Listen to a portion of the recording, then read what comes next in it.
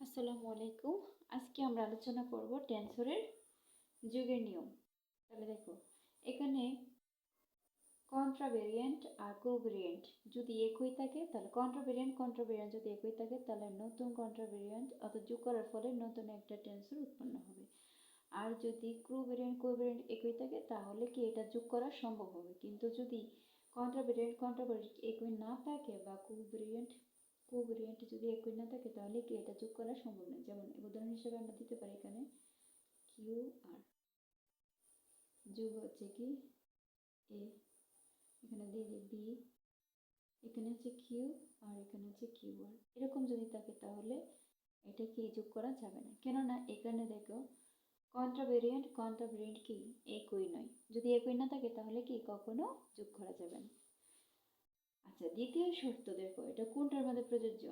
যদি এখানে কি একই রকম থাকে, দেখো এখানে আছে কন্ট্রাভেরিয়েন্ট কি একই রকম, তাই জন্য নতুন একটা কি টেন্সর যোগ করলে কি নতুন একটা টেন্সর পাওয়া যাবে। কিন্তু এখানে কোভেরিয়েন্ট এখানে দেওয়া আছে যে একটা হচ্ছে কিউ আর আর একটা হচ্ছে আর কিউ, তাহলে আমাদের কোনটা প্রযোজ্য কোনটা লিখতে হবে।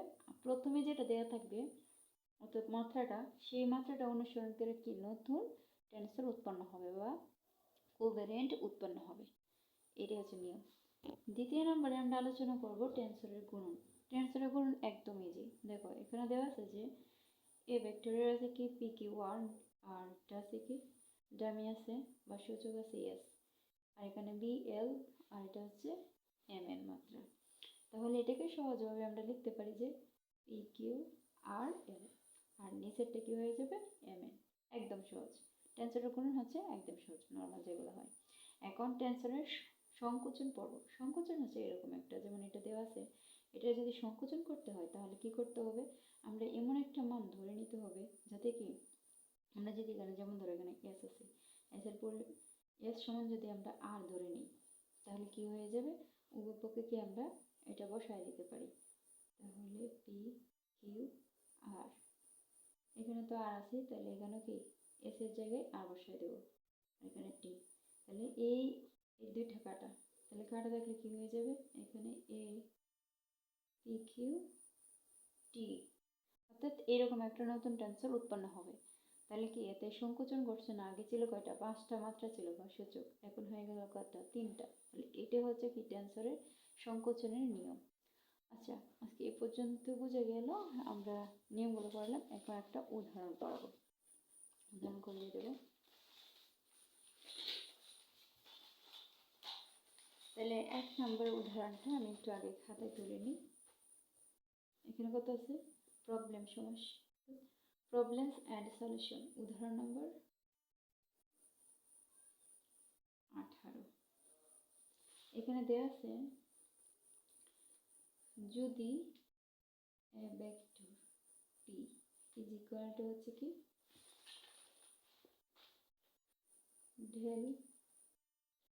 del x vector p, নিচে গেছে দেখে না, অর্থাৎ ভগ্নাংশ হচ্ছে কি del x Q A Q হয়, তবে দেখাও যে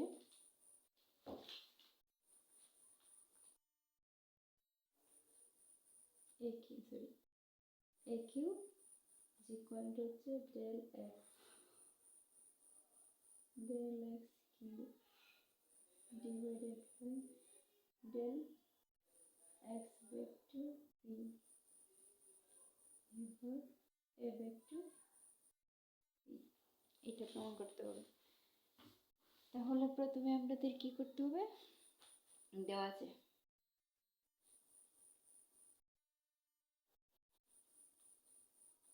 সমাধান।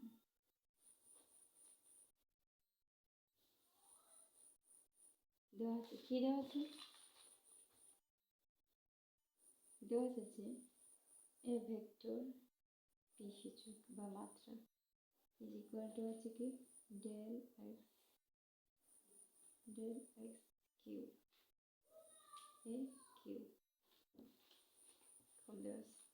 তাহলে এটা দেখে আমরা কি করতে পারি, উভয় পক্ষকে এটা ধরে নিলাম 1 নং। আমরা ক্ষণিকার ডেল্টার মধ্যে আমরা শিখে আসছি যে কি করে যদি ক্ষণিকার ডেল্টা থাকে তাহলে কি আর বিপরীতভাবে গুণ করে পাওয়া যায়। তাহলে একেবারে তো গুণ করা যাবে না, এখানে আছে পি, অর্থাৎ একেবারে উল্টানো যাবে না, এখানে P R del x P আছে আর এখানে ডেল এক্স কিউ আছে। তাহলে এটা যদি উল্টাই দিই তাহলে কি হয়ে যাবে, del x Q divided by হচ্ছে ডেল এক্স পি। কিন্তু একেবারে উল্টানো যাবে না, এখানে পি এর জায়গায় আমরা কি ধরে নিতে পারি, কিউ এর জায়গায় আর ধরে নিতে পারি। তাহলে আমরা লিখতে পারি যে 1 নং, 1 নংকে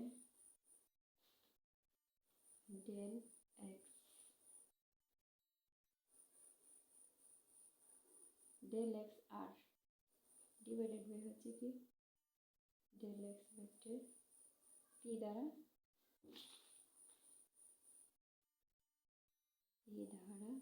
গুণ করে পাই।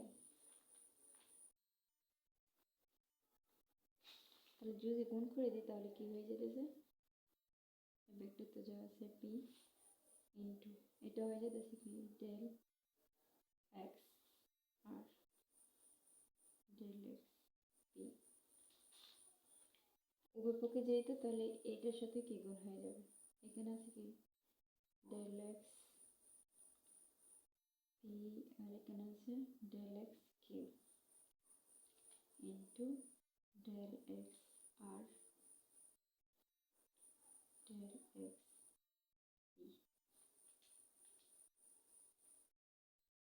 আর এটা আছে কি এ কিউ।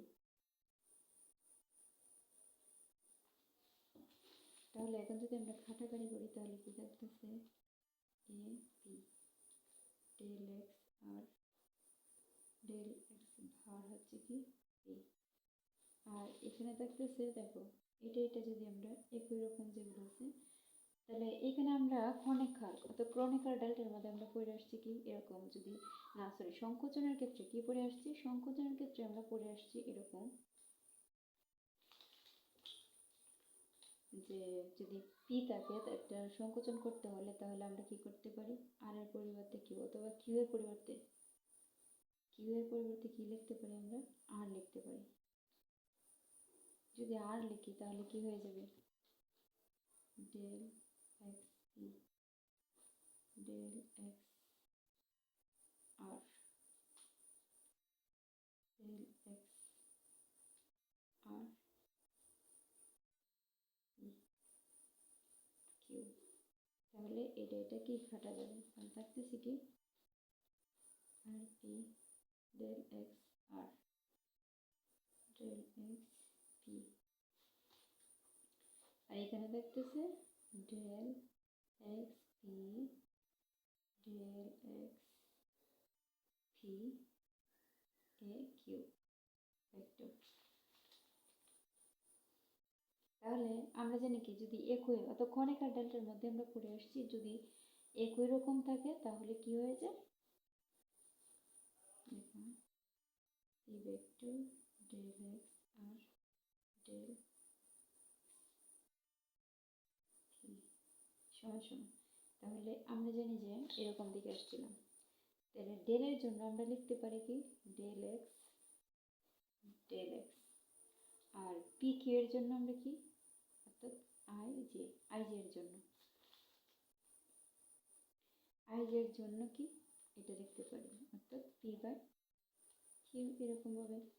তাহলে এটা আমরা দিয়ে দিই, তাহলে এইটুকুর সমান যদি আমরা কি লিখতে পারি ডেল আর পি যেহেতু এখানে উপরে তাহলে পির বদল এখানে কি দিয়ে দেবো পি আর এটা কি হয়ে যাবে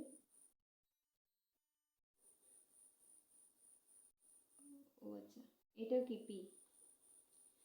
তাহলে আমরা জানি কি পি পি যদি থাকে তাহলে কি হয় একই রকম থাকলে এরকম যদি ডেল্টা অর্থাৎ 2 থাকলে কি হয়ে যায় 1 হয়ে যায় শর্ত অনুসারে ক্ষণিকার ডেল্টা অনুসারে। তাহলে এটা কি হয়ে যাবে